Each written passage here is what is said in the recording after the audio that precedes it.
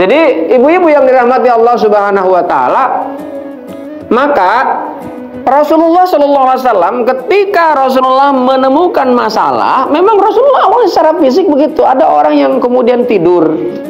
Makanya ya ayyuhal muzammil kum, ya, bangunlah, qumil lail, bangunlah sepertiga malam. Untuk apa? Karena diperintahkan tuh sholat. Di sepertiga malam terakhir itu ada yang namanya maqamam mahmuda, harapannya mendapatkan tempat yang mulia di sisi Allah. Bahkan jemaah yang dimuliakan Allah Subhanahu wa taala, dalam Al-Qur'an itu ada kalimat agar kita nih diperintahkan oleh Allah untuk menjauhkan lambung. Tahu lambung di mana lambung? Lambung ini nih, dari tempat tidur.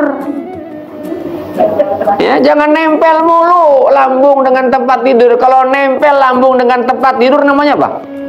Rebahan, tidur.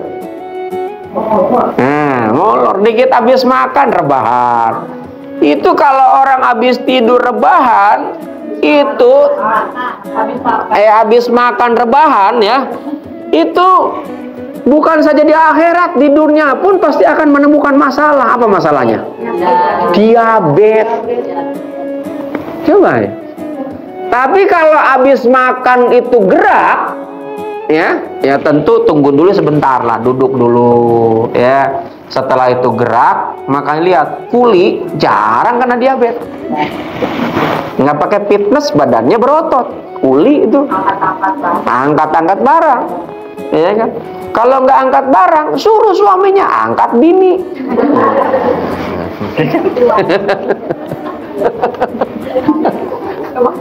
Jadi ibu-ibu yang dirahmati Allah Subhanahu wa taala, dalam Al-Qur'an ya, surat As-Sajdah itu ayat 16, itu Allah menyampaikan tatajafa junubuhum 'anil madaji yad'una rabbahum khaufan wa tama'an wa mimma razaqnahum yunfikun. Lambung mereka jauh dari tempat tidurnya, mereka berdoa kepada Tuhannya dengan rasa takut dan penuh harap, dan mereka menginfakkan sebagian dari rezeki yang kami berikan kepada mereka.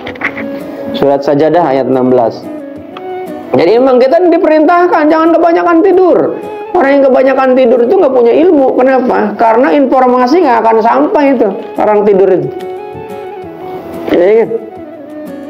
Dan kenapa kita diperintahkan untuk menjauhkan lambung kita dari tempat tidur? Dan apa yang harus dilakukan? Yaitu tadi qumil lail, bangun dan kemudian sholat. Ya, untuk apa dengan sholat?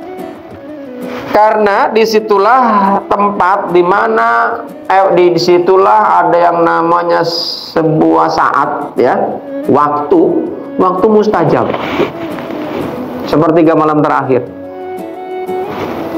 Dan untuk apa? Zikir kepada Allah. Karena tadi yang membuat capek itu hati nggak bisa diselesaikan dengan pendekatan fisik, kecuali dengan pendekatan yang non fisik lagi. Apa pendekatan non fisik itu? Dengan cara zikrullah. Ya, dengan cara zikrullah. Ya, di dalam Al-Qur'an Allah menyampaikan surat ke-13 ayat 28. Surat Ar-Ra'd. Alladzina amanu wa tatmainu qulubuhum bidzikrillah. Ala bidzikrillahi tatmainul qulub. Jadi yang bisa membuat hati kita terobati hanya dengan kita mengingat Allah. Tentu mengingat Allah didasari dengan iman. Ya, karena ada juga orang yang mengingat Allah bukan dengan cara iman, ada. Ya hanya sepintas saja. Karena misalnya orang dalam kondisi yang terombang-ambing di samudra nan luas, begitu kena badai, ampun, begitu di darat dia lupa. Dia terpaksa itu, ya kan? Terpaksa ingat sama Allah. Begitu di darat yang sudah landai, yang sudah nggak ada lagi badai, nah dia diam, ya lupa. Nah, kalau orang yang ingat kepada Allah yang didasari dengan iman, dia stabil. Kenapa? Karena iman itu atas dik bi qalbi, aqwalu bil lisan, wa af'alu bil arkan. Bahwa yang namanya iman itu membenarkan dengan hati, membenarkan dengan lisan, dan membenarkan dengan perbuatan. Ini kita ngaji di sini, kalau bukan dasar iman, enak jam segini tuh rebahan.